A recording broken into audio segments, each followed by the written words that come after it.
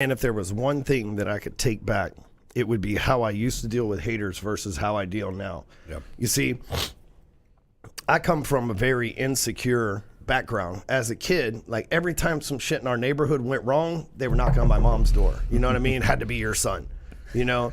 And I got to a point where I got blamed for so much shit. I'm like, yeah, fuck it, I'll just take responsibility. You know, because of that, I became a very responsible person, you know? Because irresponsible people will definitely put responsibility on the backs of the responsible, right? Right. And so when people would comment on my ads and stuff like that, it started off with people like, I didn't friend you, how are you in my newsfeed? Remember when people confused, you know? Didn't thought it was organic. So it started off there, and you know, I never realized, and even a guy that's been locked up in prison, I never realized the world was so damn negative. You know, I didn't realize, even in prison, I don't think I met as many negative people as I have on social media. Oh, 100%. That is to say something. I mean, it is. That's amazing. Right. Dude, and I was in a place called Beto 1, the House of Hate, one of the worst prisons ever, and I still don't think people were as miserable there as sometimes they are on you know, social media.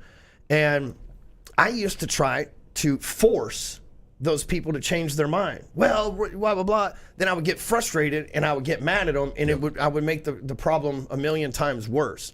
And then, you know, I went through a phase where I thought it was really cool to call people out and belittle people and shit like that. It made me feel, I guess, like, I don't know, A, it was attention because people love negativity and shit like that, but B, it made me feel like superior in some way.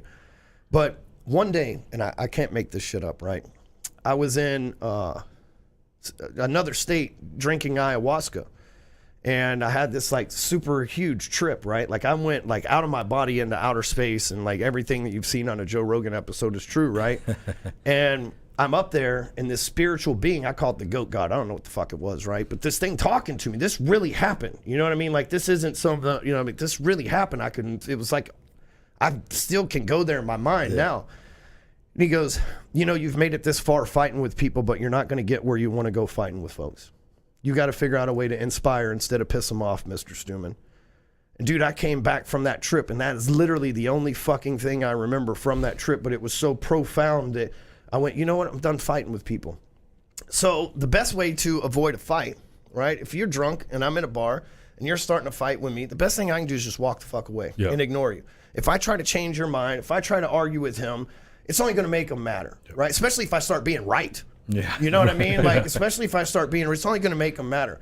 So I had to learn to do the same thing on social media, okay? Because tomorrow when you sober up, you might call me up and go, dude, I was a total dick, man. We're still boys, blah, blah, blah, right? But my best thing I can do is if I fist fight, you're going to hate me forever, right? Or if we argue and I say some shit about your mom because I got mad, then we're going to hate each other forever. Right. So I learned to ignore them.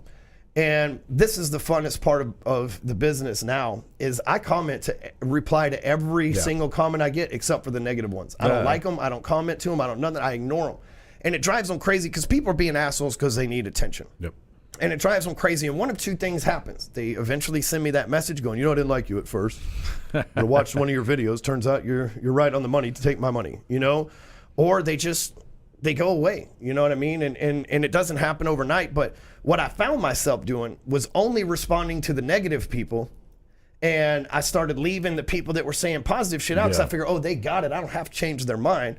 And now I have a core value that I read to myself every morning. It's focus on my supporters, not the reporters. People that are reporting lies about me and reporting bullshit and picking me apart, I don't need to focus on them. I ignore them.